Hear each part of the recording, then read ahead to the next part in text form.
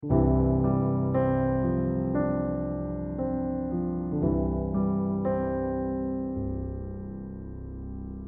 하나님께서는 저와 여러분들에게 명령하십니다.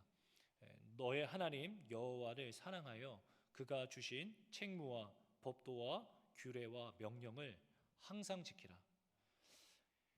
이 말씀 구절을 이렇게 보면 좀 부담스럽지는 않으십니까? 그 책무와 법도와 규례와 명령을 항상 지키라. 항상. 우리말 성경은 이것을 어떻게 번역하였냐면 그분의 요구사항, 그분의 규례, 그분의 법도, 그분의 명령을 항상 지키라. 결국에는 하나님께서 말씀하신 그 모든 것들을 항상 지키라는 것입니다. 항상 지켜라. 아멘이십니까? 이런 하나님의 명령들을 성경에 기록되어져 있는 이 하나님의 명령들을 좀 정리하여서 웨스트민스터 소유리 문답은 그 첫 번째 항목으로 이렇게 정리하였습니다. 인간의 제일 되는 목적은 하나님을 영화롭게 하고 영원토록 그를 즐거워하는 것이다. 이렇게 정리했어요. 결국에 우리들은 하나님의 영광을 위하여 사는 것입니다. 하나님의 영광을 위하여. 너의 존재의 이유는 나의 영광, 나의 기쁨을 위해서이다. 혹시 이것이 여러분들을 불편하게 하진 않으십니까? 하나님은 심지어 저와 여러분들 이렇게까지 명령하십니다. 너는 마음과 뜻과 힘을 다하여서 목숨을 다하여서 주 너의 하나님을 사랑하라. 그렇게 명령하시고 계십니다. 이 명령이 여러분들에게 어떻게 들리십니까?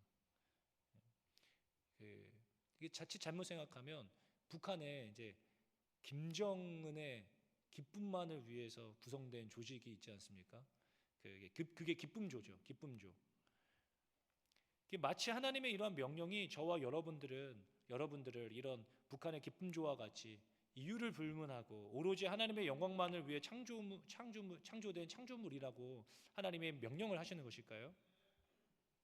그러니 너희들은 그렇게 창조된 목적에 맞게 그렇게 나의 기쁨과 나의 영광을 위하여서 살아라. 지금 하나님 그렇게 명령하시는 것입니까? 어떤 한 청년이 그렇게 말을 하였습니다. 하나님의 말씀을 따라 사는 것이 요즘 너무 버겁다는 거죠. 지쳤다는 것입니다. 그래서 지금은 그냥 이대로 이렇게 살고 싶다고, 그냥 이렇게 지내고 싶다. 그런 이야기를 하였습니다. 오늘 이 문제에 대해서 조금 살펴보고자 합니다.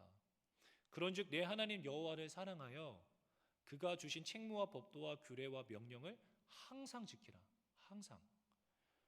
이 한 구절이 내게 어떻게 느껴지느냐에 따라서 똑같은 신앙생활을 하더라도 전혀 다른 삶을 살게 합니다.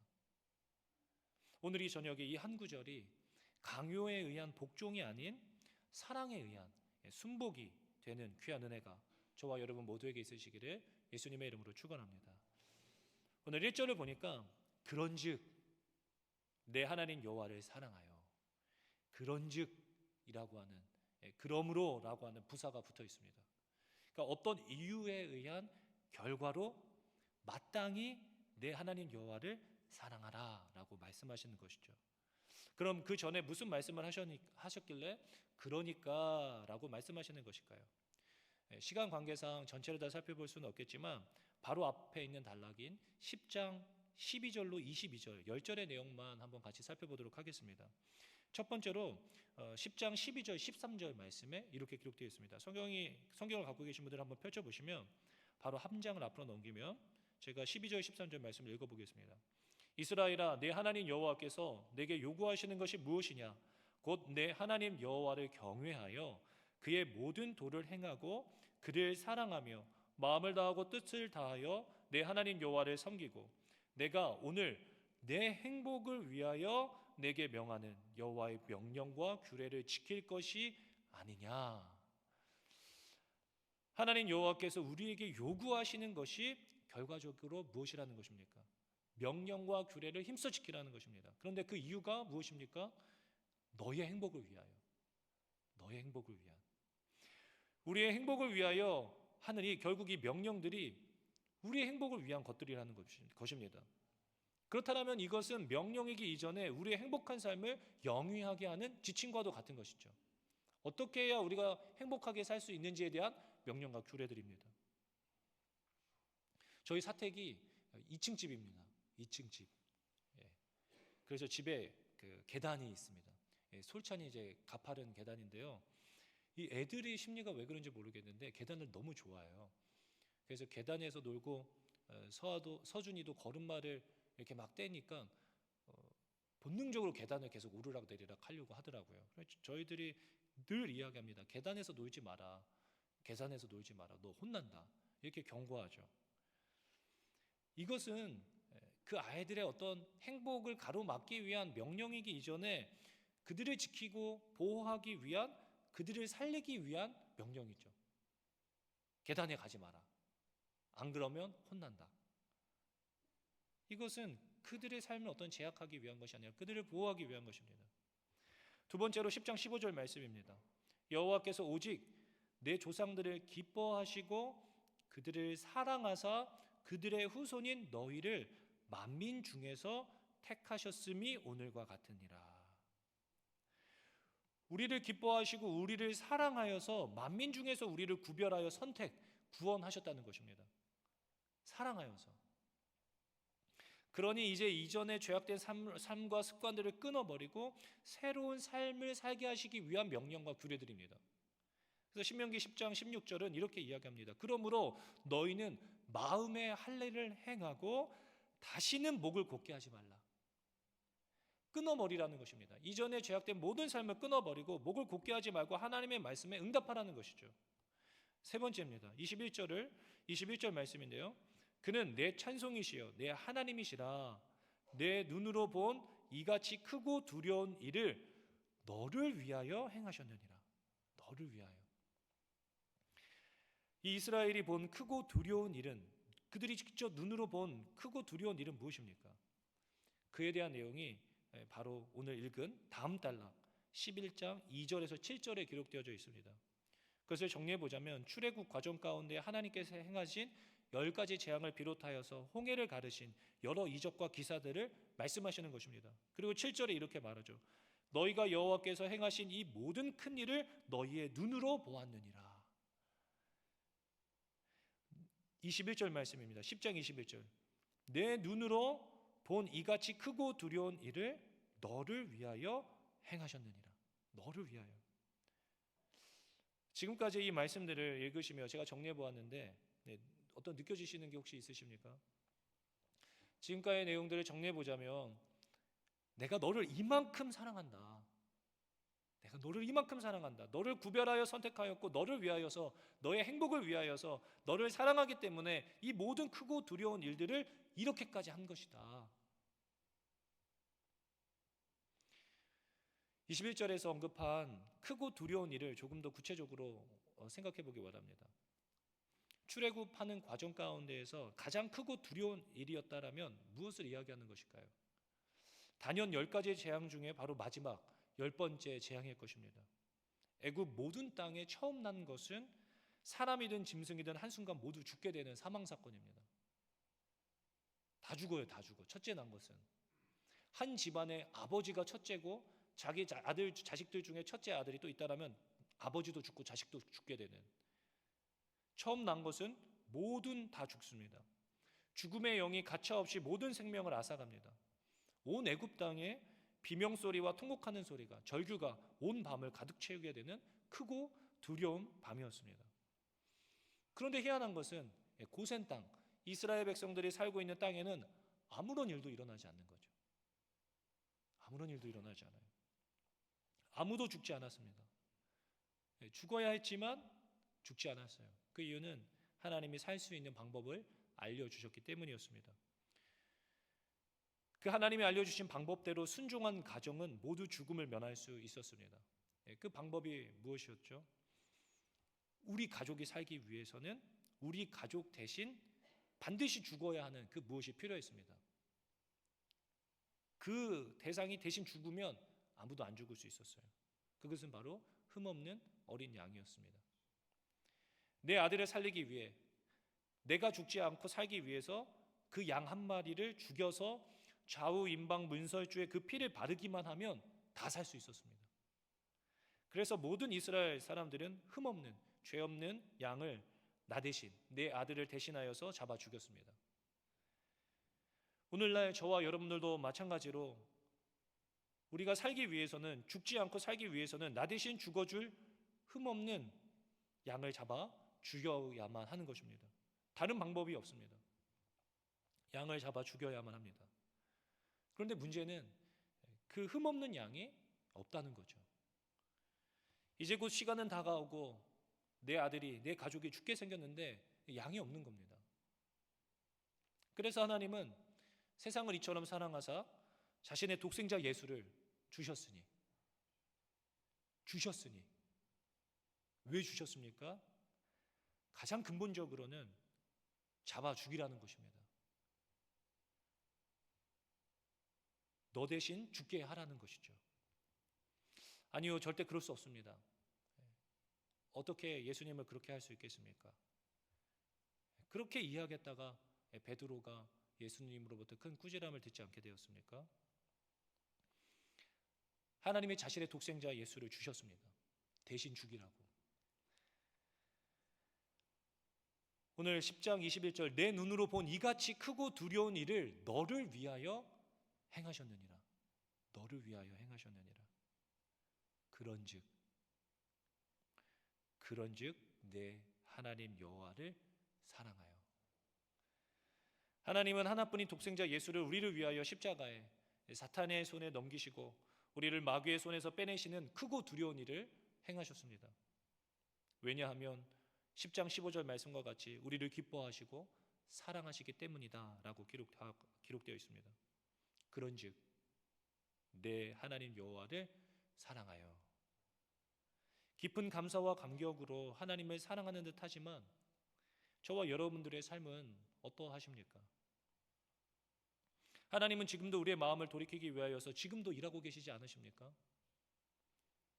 하나님을 사랑한다라고 말은 하지만 우리의 삶은 하나님을 향하고 있지 않을 때가 너무나도 많이 있는 것이죠. 하나님은 자신의 이러한 답답한 마음을 표현하시기 위하여서 이스라엘로 하여금 깨닫게 하기 위하여서 한 선지자를 택하셨습니다. 그가 바로 호세아 선지자였습니다. 하나님은 호세아 선지자에게 너가 음란한 여인을 아내로 취하여라. 그리고 음란한 자식들을 낳을 것을 명령하셨습니다. 그 이유는 이스라엘이 여호와를 떠나 크게 음란하였기 때문이다 라고 기록되어져 있습니다. 실제로 호세아 선지자는 이 하나님의 명령에 순종하여서 음란한 여인 고멜이라고 하는 여자를 아내를 맞아 음란한 자식들을 낳게 됩니다. 이게 왜 음란한 자식들인가? 이 아이를 낳았지만 이 아이가 실제 자신의 아이인지 아닌지 잘 모르는 거죠. 아빠가 누구인지 모르는 기가 차는 상황인 것입니다. 아내가 음란한 여인이었기 때문에. 이 고멜은 호세아와 혼인하였음에도 불구하고 또 다른 남자와 사랑에 빠져서 집을 나가서 다른 살림을 차리게 됩니다. 이때 하나님이 호세아에게 이렇게 명령하십니다. 3장 1절로 3절 말씀, 호세아서 3장 1절로 3절 말씀인데요. 제가 한번 읽어보겠습니다. 여호와께서 내게 이르시되 이스라엘 자손이 다른 신을 섬기고 건포도 과자를 즐길지라도 여호와가 그들을 사랑하나니 너는 또 가서 타인의 사랑을 받아 음녀가 된 그 여자를 사랑하라 하시기로 내가 은 15개와 보리 한 호멜 반으로 나를 위하여 그를 사고 그에게 이르기를 너는 많은 날 동안 나와 함께 지내고 음행하지 말며 다른 남자를 따르지 말라. 나도 너에게 그리하리라 하였노라. 하나님의 마음이 이렇다는 거죠. 이것을 이스라엘에게 알려주고 싶으셨습니다. 그러나 고멜이라고 하는 이 여인이 그렇게 합니까? 계속 그녀의 음행은, 외도는 계속됩니다. 그런 우리들에게 하나님이 무엇라 말씀하시는지 들어보십시오. 호세아서 11장 8절 말씀입니다. 에브라임이여 내가 어찌 너를 놓겠느냐? 이스라엘이여 내가 어찌 너를 버리겠느냐? 내가 어찌 너를 아드마같이 놓겠느냐? 어찌 너를 스보임같이 두겠느냐? 내 마음이 내 속에서 돌이켜 나의 긍휼이 온전히 불붙듯 하도다. 이러한 하나님의 사랑은 우리를 포기하지 않고 오늘도 저와 여러분들을 찾아 그 값을 지불하며 오늘도 여전히 이 자리로 불러 앉히시기 위하여 하나님이 일하고 계십니다. 그게 하나님의 사랑이고 하나님의 사역이죠. 그러나 이와 같이 행음하고 음란함에 대한 죄값은 사망입니다. 당시 돌로 쳐 죽일 수 있는 죄악이었습니다. 죽어야 합니다. 그러나 본 남편은 이 아내를 포기할 수 없는 거죠. 살리기로 마음을 먹습니다. 이 음란한 여인을 살리기로 마음을 먹습니다. 값을 지불하고 자신의 아내를 되찾아오기로 하는 것이죠. 그 값이 무엇이었습니까? 바로 예수님이셨죠.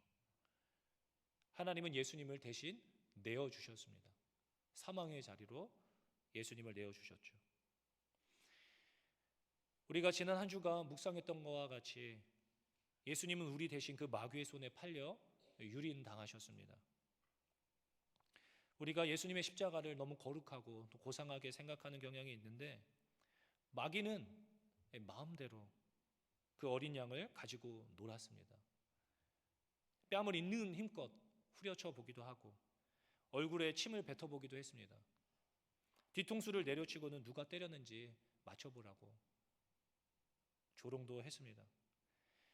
이걸 예수님을 죽이기는 죽여야 되겠는데 그냥 죽이기는 너무 아까웠습니다. 그래서 사탄은 예수님의 살가죽이 너덜너덜해질 때까지 채찍으로 사정없이 찢었습니다. 그리고는 입고 있는 옷을 다 발가벗겨서 수치스럽게 십자가에 매달아 모든 사람들이 예수님의 알몸을 볼 수 있게끔 만들었습니다. 치욕스럽고 고통스럽게 사탄은 그렇게 우리 대신 예수님을 잔인하게 유린하였고 죽였습니다. 그러나 이 십자가 형벌에 있어서 가장 크고 두려운 일은 무엇이었냐면, 예수님의 마지막 탄식과 같이 하나님 아버지로부터의 버림받음이셨습니다. 완전히 철저히 죄인이 되셔서 하나님으로부터 외면당하시고 버림당하셔야만 했습니다. 내 눈으로 본 이같이 크고 두려운 일을 너를 위하여 행하셨느니라. 저는 하나님의 기쁨조가 기꺼이 될 것입니다. 그의 영광을 위하여 마땅히 기꺼이 살아갈 것입니다. 이것이 저만의 고백이겠습니까? 예수 그리스도의 십자가 사건이 나의 사건이 되어진 모든 사람들의 고백이지 않겠습니까? 찬양과 영광 받으시기에 합당하신 분, 그분이 바로 우리 하나님 아버지이십니다. 오늘 본문은 이렇게 말하고 있습니다. 그런즉 내 하나님 여호와를 사랑하여 그가 주신 책무와 법도와 규례와 명령을 항상 지키라. 아무런 마음 없이 진심 없이가 아닌 사랑하기 때문에 그의 명령을, 사명을 기쁨으로 감당해라. 단순한 우리는 맹신을 하는 것이 아닙니다. 복받기 위해 신앙생활하는 저급한 수준의 종교생활이 아닙니다. 물론 그렇게 시작은 할 수 있겠죠. 그러나 만일 그러한 마음으로 신앙생활을 계속하게 될 때 하나님 말씀하신 명령들, 사명들을 감당하기엔 너무나 버겁기만 하고 무겁기만 한 짐들이 될 것입니다. 어떻게 나의 것들을 이웃들에게 나누어 주며 나의 몸과 같이 이웃들을 사랑하며 살아갈 수 있겠습니까? 어떻게 내가 하나의 미랄이 되어서 썩어지고 다른 이들을 살리는 삶을 나의 자녀들과 함께 그렇게 희생하며 살아갈 수 있겠습니까? 여러분, 지금도 저 중동에서 문제가 되고 있는 IS 이슬람, 그 순위파 무장단체, 그들의 종교에도 믿음이란 것이 있습니다. 그들의 믿음이 가짜이겠습니까? 진짜입니다. 자신의 몸에 폭탄을 두르고 건물에 뛰어들 정도로 강력한 믿음이 있습니다. 그러한 행위들이 그들의 구원과 직접적으로 연결된다라고 믿기 때문에 그들은 그렇게 살아가는 거죠. 불교에도 믿음이 있습니다. 해탈에 대한 믿음이죠. 세상을 등지고 해탈하여서 열반에 이르기 위하여서 이 윤회라고 하는 이 틀을 깨트리고 신들이 거하는 열반, 우리말로 하면 천국 같은 곳에 이르기 위하여서, 득도하기 위하여서 또 선을 행하는 그 믿음, 그들의 믿음이 가짜이겠습니까? 진짜 믿음이죠. 그것을 위해 평생을 산속에서 속세를 떠나 지내고 있는 것 아니겠습니까? 여러분, 신천지는 어떻습니까? 이전에 교회에 잠입하여서 그런 생각을 해봐요. 혼자 잠입해서 얼마나 외로울까? 교회에 와서 혼자 외롭게 그 시간들을 견디고 그렇게 연기를 하면서 교회를 쪼개고 찢어서 교회를 깨트리게 하는, 그렇게 행하고자 하는 믿음, 그것은 바로 그 14만 4천에 들어갈 수 있다라는 그들의 구원에 대한 그런 믿음이죠. 그런 열심입니다. 이 교회 안에도 그런 믿음이 있습니다. 내가 주의를 온전히 지키고 이렇게 봉사하여서 또 저렇게 헌신하면 내가 복을 받고 내 자식들이, 내 손주들이 복을 받고 다 잘 될 거야 라고 하는 어떤 그런 맹신이 있습니다. 지금까지 언급한 이 네 가지 믿음에는 사실 차이가 없습니다. 교회를 다니고 신앙생활을 열심히 하고 있어도 이러한 믿음은 모두 같은 종교입니다. 무슨 종교냐면 내 종교죠. 내 종교. 나를 위해 존재하는 종교. 결국 내가 내 가족이 잘 되기 위해 선택하게 되는 하나의 방법입니다. 그게 종교 이름만 다르다 뿐이지 결국 목적은 모두 한 가지입니다. 나와 우리 가족들의 안녕을 위한 존재하는 신이 되는 거죠. 제가 교회를 포함하여서 여러분들 마음이 혹시 언짢으신 분이 있으십니까? 죄송하지만 이것은 제 생각이 아닙니다. 예수님이 직접 하신 말씀입니다. 마태복음 7장에 보면 예수님께서 7장뿐만이 아니라 여러 군데에서 이것을 경고하시고 계십니다. 마지막 때에 이르러서 선지자 노릇하며 예수님의 이름으로 귀신도 쫓아내고 많은 권능을 행하였던 사람들이 있었습니다.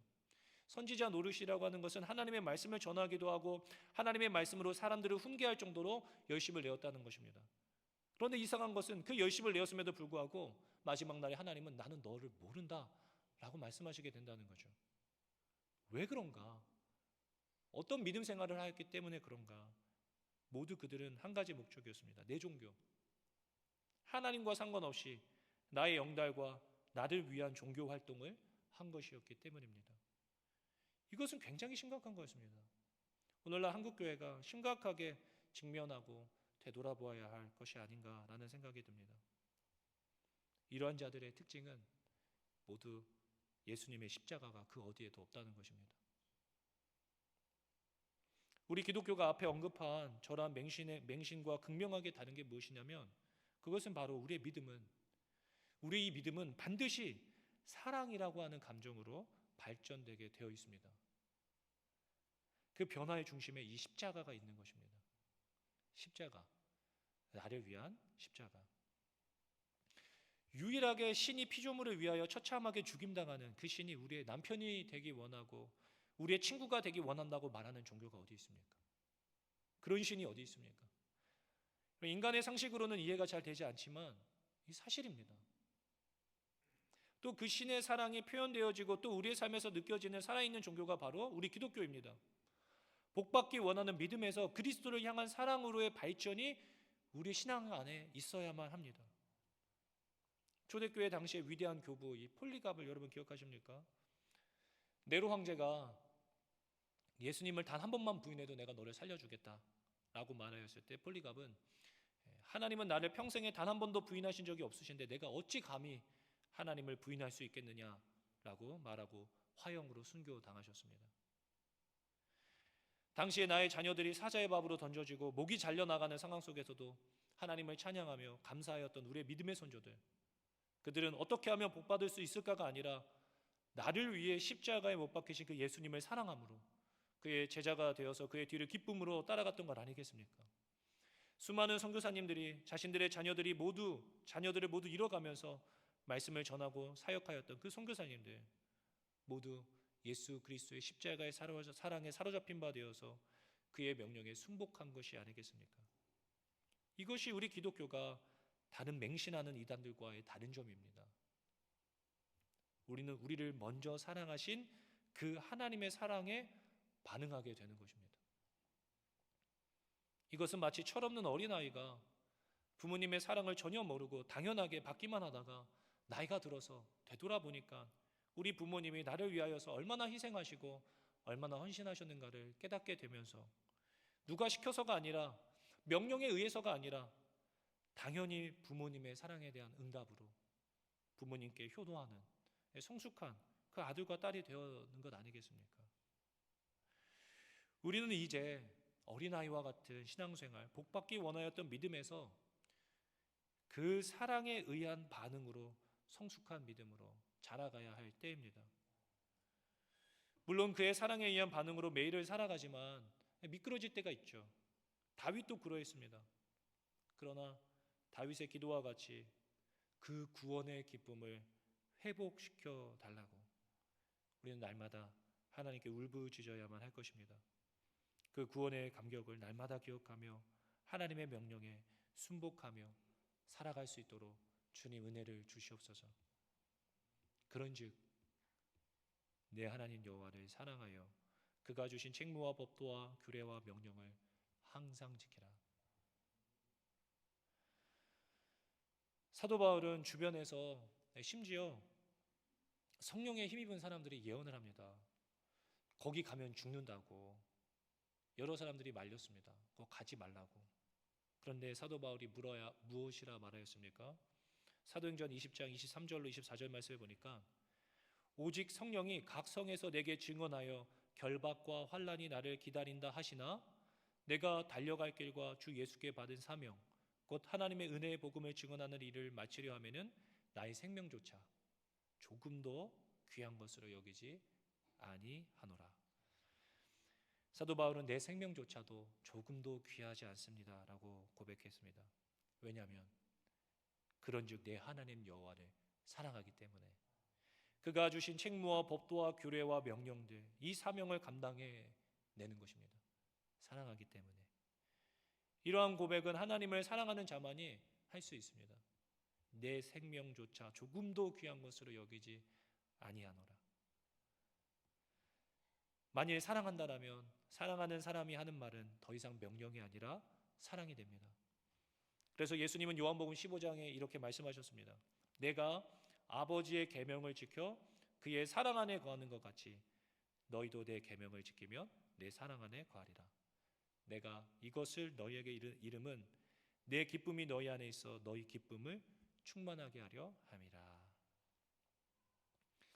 최근에 몇몇 청년들이 상여금을 받았다고 또 돈이 생겼는데 이거 교회 청년 중에 힘든 청년에게 좀 써달라고 이렇게 건네주었던 청년들이 있습니다. 받으려고 했는데 꼭 좀 받아달라고 이렇게 장문으로 저를 설득하는 거죠. 알겠다, 내가 잘 받을게 이렇게 받았는데 그 친구 중에 한 명이 이렇게 말하였습니다. 카톡으로 보내준 내용인데요. 그 친구가 쓴 내용입니다. 생각해보니 이렇게 부족한 저도 정말 이전부터 여기저기서 많은 기도와 응원과 하나님의 사랑을 듬뿍 받아 회복하여 매일 은혜로 살아가는 사람이기에 그 사랑을 꼭 흘려보내고 싶다는 마음이 강하게 들었습니다. 힘든 상황 속에 있는 다른 청년들이 있다면 작은 마음에 담은 저의 기도와 응원이 꼭 닿았으면 좋겠습니다. 명령에 의함이 아닌 사랑에 의한 순복, 사랑받는 자가 되어서 이제는 그 사랑에 힘입어서 그 명령과 규례와 법도를 지켜 행하는 거룩한 주님의 자녀가 되어가는 것입니다. 사랑하는 성도 여러분, 날 위해 십자가 지신 예수님을 사랑하십니까? 예수님은 내가 나를 믿느냐라고 묻지 않으셨습니다. 베드로야, 내가 나를 사랑하느냐라고 물으셨습니다. 이러한 물음 앞에 온 마음을 다하여서 온 삶으로 주님의 사랑을 고백하며 주님의 책무와 법도와 규례와 명령을 항상 지키는 저와 여러분 모두 되실 수 있으시기를 예수님의 이름으로 축원합니다.